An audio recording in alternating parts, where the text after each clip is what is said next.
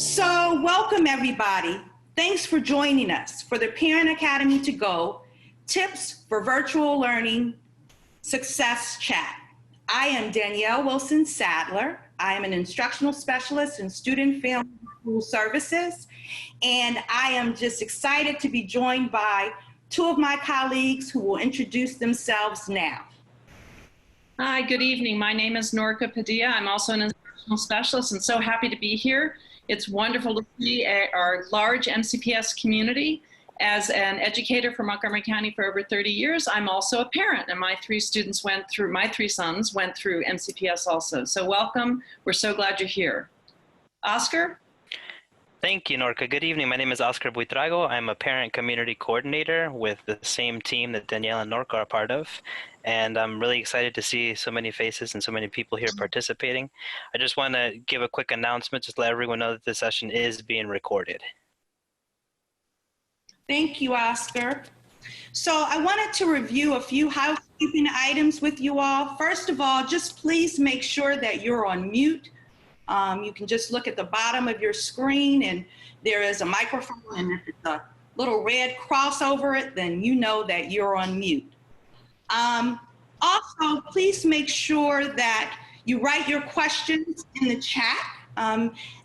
Later on during the presentation, time will be allotted for questions. So please, by all means, if you have questions, write them in the chat and we will address your questions later. Thank you, Danielle. And also just a quick reminder that we are a multilingual community in Montgomery County, and we have parents who speak many, many, many languages. This evening's presentation will be in English, but we'll be sure to make sure that you get access to your language a bit later through the production. Thank you for your patience on that. So tonight we're going to walk you through some practical tips, things you can do to ensure your child is ready for success during this virtual learning. We're off to a great start. We're on day 3 now. How's everyone doing? So we've got a partner here in this presentation with us. Please meet Maryvale's Assistant Principal, Matthew Bowerman. Say hi to our guests, Matthew. Hi, good evening, everybody. It's nice to meet all of you. Thank you for all of your support and collaboration. It was great putting all this together for you, and I'm here as well to be supportive and help answer questions. So thank you. So glad you're here, Matthew. Thanks.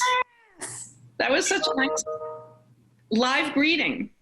So welcome to Matthew again. Welcome to MCPS Snippets, where we give you a lot of information in a little bit of time. I'm Matthew Bowerman, Assistant Principal at Maryvale Elementary, and just like you, I'm trying to juggle and balance being at home with my wife and children and working. And just like you, I'm also getting ready and excited to go back to school online. I know you have probably a lot of questions, a lot of concerns, and a lot of worries, as well as all that excitement about what is school going to look like in the fall and what can you do about it at home as you get your students ready. Well, we've got just the answers for you. As parents, we're busy with what life brings, i.e. home needs, job demands, and remote learning. Therefore, it's always important for us to take care of ourselves. Matthew, can you help us get started with this mindful moment exercise? First, let's take a nice deep breath. And even though we're in different spaces, we're the same caring faces, but we'll be learning together, and everything's going to be okay. Let's take a moment, everybody, just to exhale, close your eyes, take a deep breath, and exhale. We can do it another time. Take a deep breath and exhale. And we'll do it one more time for safekeeping. Exhale. Take a deep breath, I should say, and exhale. Thank you. As parents, we sometimes just need to pause and breathe. Please note this is an easy technique that you can stop and use anytime.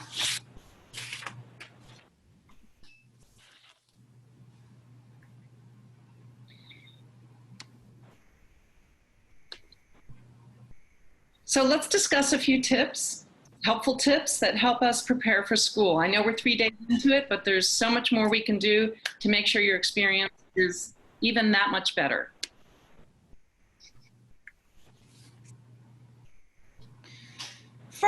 First, we need to adjust our mindset. Matthew, what does that mean? I know it's hard to think about school when you look around and you see home, but it's important to keep reminding ourselves and our families that this is real learning. It just looks a little different this year. We're in different spaces with the same caring faces, but we'll be learning together. Relax. This is something you can do. Your children believe in you, and so do we. Relax. Release all your worries. You got this. Although this is new and different, we're going to be okay.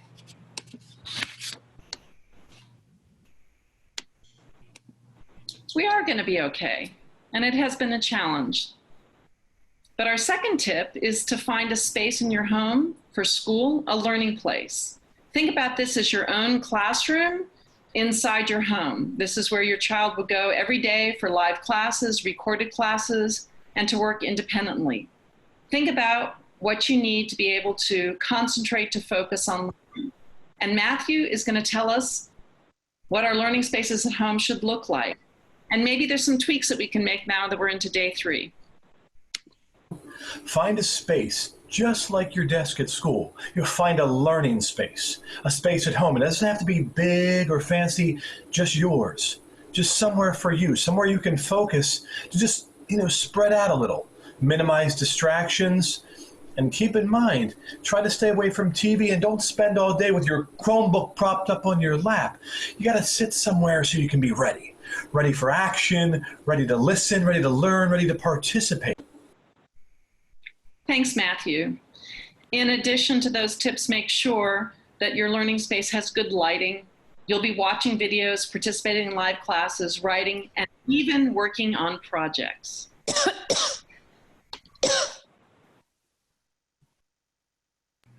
Time management and self-discipline are important when you're learning at home. Matthew, take us through how parents can help their students create a routine and a regular schedule at home. What should that look like? Make a schedule for yourself. Give yourself some you time, some school time, some family time, and some general free time. See, practice makes permanent. And so right now you want to get in the habit of getting back ready for school online, because August 31st is coming and you're going to be excited and you're going to be ready. So think about making a schedule for what your day will look like. Make it a great schedule and make it a great day. Now is the time to start going to bed earlier, training your body to wake up for the first day of school. And you may want to seriously consider getting up and getting dressed for class, even though it's at home. It's tempting to learn in your pajamas, but you have to psych yourself out. The more you stick with a normal school day routine, you're telling your brain, it's time for learning.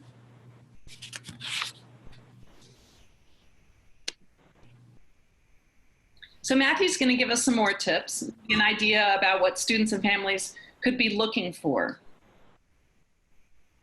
You probably already have school supplies. Think about what other things you might want to gather.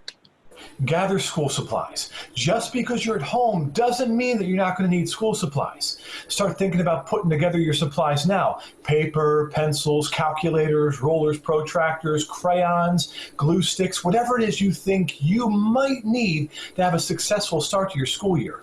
August 31st is coming. You want to be as prepared as possible. And if you need something, well, talk to a family member or reach out to your teacher or your school. We will make sure you have everything you need to have a successful start to your year. It can certainly be a challenge to buy everything that we need for our kids in school. I had 3 sons, and it was a huge responsibility and sometimes a hardship to have to buy all of those supplies. So especially this year, because of the coronavirus, it's put a financial hardship on so many of our families. MCPS has purchased basic supplies that your school will be distributing the first few weeks and throughout the fall semester. So please never hesitate to reach out. There are lots of community groups gathering supplies for students. If you need help, please, please reach out. We can connect you with those resources. And that leads us to our last tip.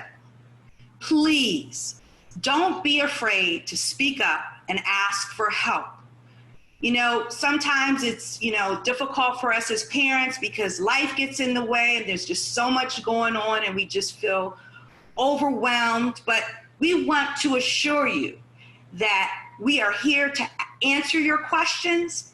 And in many cases, if we can't answer those questions, we will connect you with who will be able to answer those questions. So please know, in all of this, we want you to ask for help, and we truly care. Ask for help. There's always going to be someone here to help you, whether it be at home or in the school, online or in person. We will reach out. We will be available. If you have questions, if you have concerns, if you or your parents or your family need something, all you have to do is reach out. We're here and we care.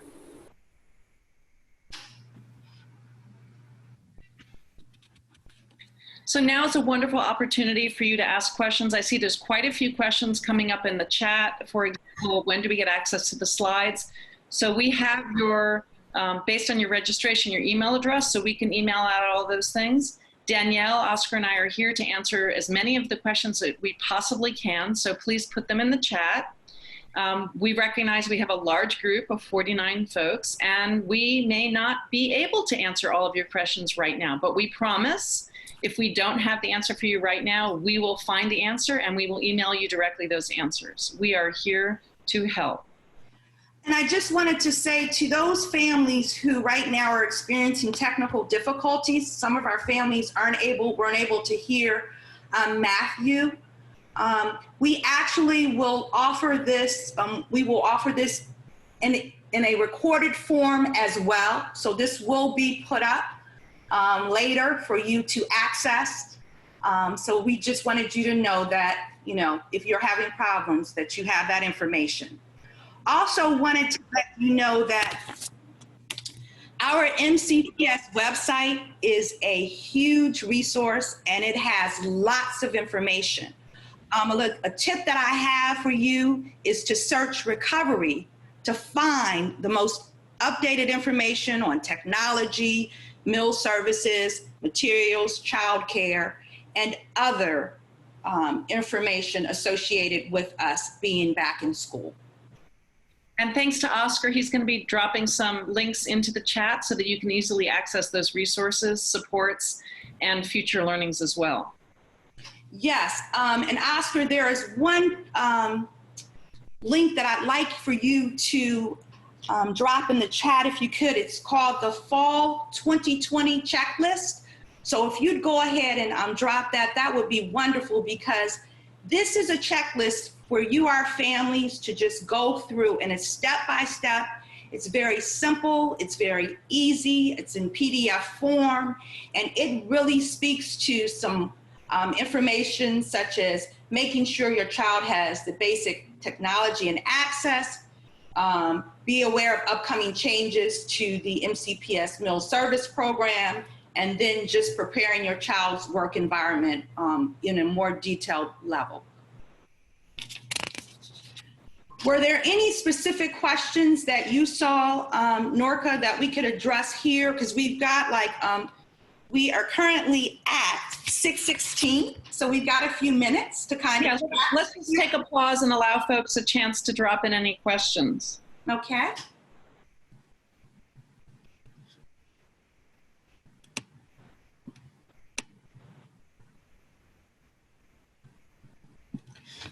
While you're dropping in your questions, I just wanted to say that we are so excited that you joined us for this chat. This is our first Parent Academy to Go chat ever on a system-wide level. So we're really excited that you're here with us. Know that we will offer this resource to our families not only in just English, but other languages as well. We're working on that now, so that's going to be happening in the future. We have parent community coordinators they are family-facing staff who will be meeting with families utilizing this resource as well. So I just wanted you to know that we are here as a resource for you, and please, we're going to have a schedule of chats in the future. So wanted to let you know that. So Danielle, we have a wonderful question from Tracy. Thank you, Tracy, for reaching out. She wants to know, how much should I monitor or check into my older child? He's in middle school and high school during instruction. I don't want to interfere, and normally in school, I wouldn't be peeking in, but with all that's going on, just curious what you and other parents think is appropriate for learning from home during COVID. Is this a son or a daughter? I asked that because I had this challenge with my 3 sons when they were in middle school and high school also. I was one of those parents who checked Edline all the time, checked their grades, and my sons became very frustrated because I was hovering and checking on everything because I wanted them to do so well. And there was a lot of frustration in the family because there's a delay in when things get posted, grades, assignments, and it takes a little bit. So my sons would be constantly yelling at me, "Mom, I promise I've turned it in." It just, the system hasn't updated. So I would have this conversation with your child. Sit down, we're in new times. What are the rules of engagement? I'm here to support you. My sons actually told me, "Mom, we'll make a deal with you. We will come to you for help, and we promise we're going to do our very best." And what I noticed is my sons' grades went up, and they kept their word. They came to me when they needed help, and when they needed help, my word was, "Okay, I drop everything and I help you when you need help." And that worked out beautifully. So I think it really depends on your students' needs. Of course, if you have a student with special needs, there might need to be more guidance. It depends on your work situation. We're all in different places. Some of us are at home alone with a spouse maybe out, or some students are getting very little guidance because their parents might be essential workers. Sometimes we've got 2 parents at home. So it really depends. There's not a right answer for anybody. But I think when you have a middle school and a high school child, that's the perfect time to start having these conversations. Another question that we have is it a half day across all MCPS this Friday? Do you know? Sorry, can't reach both schools. Yes, it is. Yes. Oh, thank you, Matthew. Matthew, do you have advice for how much guidance elementary parents should be giving and checking on? It's very different in elementary school. It might be on the kitchen table with everyone around. Yeah, I mean, I have children at all levels myself, and I've taught at all the levels. And as an elementary administrator, I mean, I think it's important what you pointed out. Every situation is so different. I think one of the things that's nice, if a parent is there when a child, I mean, again, it depends on their age level, but if we're looking at elementary, it's nice when the child first signs on that the parent's right there to say good morning as well. And so the teacher knows, okay, there is an adult that's in the house, that's nearby, that's available. Of course, this is all contingent upon if the child's allowed to be on video, if there's not an opt-out or things like that going on. But I think, you know, in the elementary arena, checking in gently, being available to that child, and being somewhere nearby so you're an active listener in case that child needs assistance, but may or may not, you know, want to directly ask for it, so you could slide in and help as needed, or encourage that child to be an advocate for themselves at the younger levels. I think, you know, when we get into middle school and high school, there's still that nature of the parent being actively engaged, active listener, and being around, but providing some more autonomy to their learners who are older.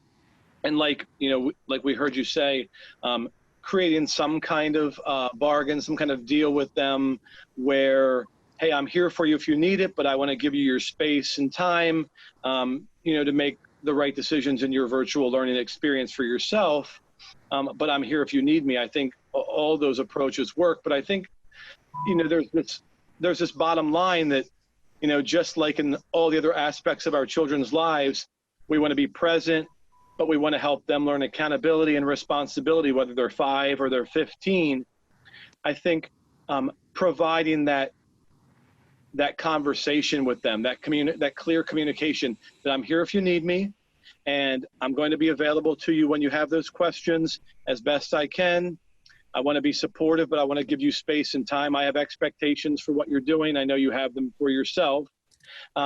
And trying to help guide them along that process. You know, there's so many nuances to all of this, especially at the different elementary and secondary levels.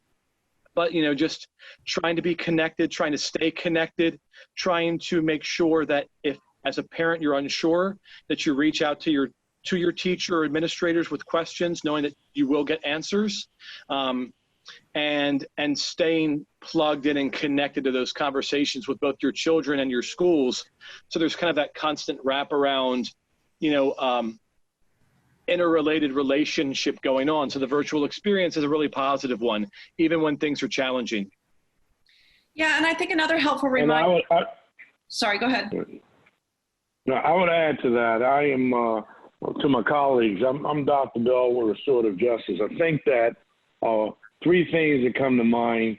One, students really want to know that they can be trusted in terms of their decision making, whether they're elementary, middle, or high school. So building that trust in terms of them being able to receive the instruction and being able to feel comfortable enough to talk with you as a parent as to when they need help, they will let you know, but they also want to have that sense of autonomy, that in fact, when they're receiving the instruction, that in fact they have the space, but they also know that they have your support system in being engaged when it is relevant and meaningful. And I think that is a very important variable to keep in mind, is that they trust that you trust them, but they also know that you would be available to monitor as need be. Thank you, Dr. Bell. I appreciate that so much. That's great advice. And then acknowledging Trang's concern, but you might have a younger student. And again, what Matthew was saying is that it's perfectly okay to supervise a little bit more often in the beginning as you develop that trust and set up that routine. And keep in mind, if you have a child who wants more support, sometimes students will come and ask for help, whether you're in the classroom or whether you're home with homework, because they want that social connection with you. And depending on the anxiety level of your child, they might want to sit more closely. So maybe this first week it is on the kitchen table. Or Trang, in your case, maybe it is this week that you say to your child who's alone in her room that you're going to come check in periodically, because just like in a regular classroom, kids are not alone. They're not alone at home either. So it's perfectly all right for you as the mom to come in and say, I'm going to come check on you, see how you're doing every few minutes or every half an hour, whatever it is that you decide to work out with your child. We have another question. One of the questions was essentially, where will these recordings be available? And so I wanted you all to know that the recordings, will give it about a week. The recording will be posted on the Parent Academy webpage at www.mcpsparentacademy.org. Another question that we have is that I thought it was a wonderful idea to have virtual parent-teacher conferences. Had one this afternoon. How often should we anticipate virtual conferences with teachers? And if any of our colleagues are here, I know we've got some MCPS colleagues, and so I'm glad you're joining in, like Dr. Bell. Please, by all means, if you'd like to answer that question, let us know. And so in response to that question, what I would say is that it would be best to kind of check with your child's school in terms of the virtual parent conferences, because I know in some instances, you know, parents like to wait until November and they're fine with the time that we have designated as a system. But then there are times that parents don't have time to wait, and they like to schedule a virtual conference at an earlier date. So it's best to check in with your child's teacher and school. And Norca? Yes, Matthew, please. I wasn't sure who to address to. Okay. I'm sorry. I would also suggest with back to school night coming up, that's a great access point to, to check in with the teacher about what's the best ways to contact them, when are kind of their open hours or hours of flexibility. There is that, wellness time during the day, which may or may not be the best time for a teacher, again, depending on the grade level and when they're available. But I know, for my community at Maryvale, my teachers make themselves available consistently in sustainable ways where parents constantly have access points to them.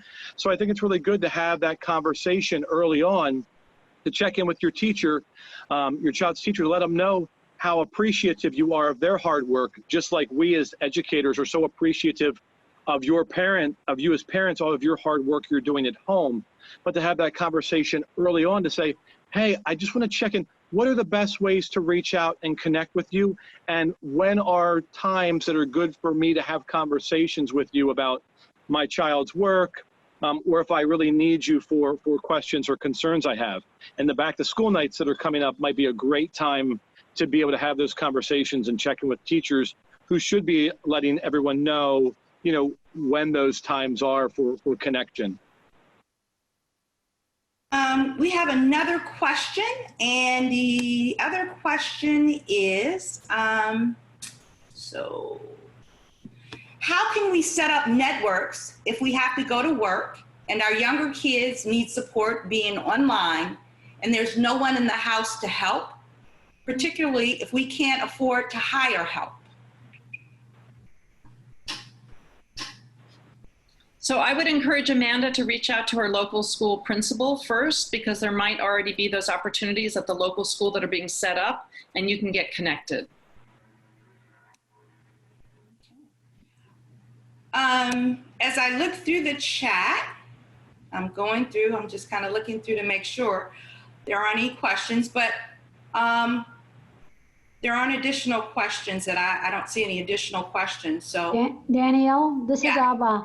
I just wanted to add, based on feedback we're getting from the school, many parents are still continuing to call schools and leave messages.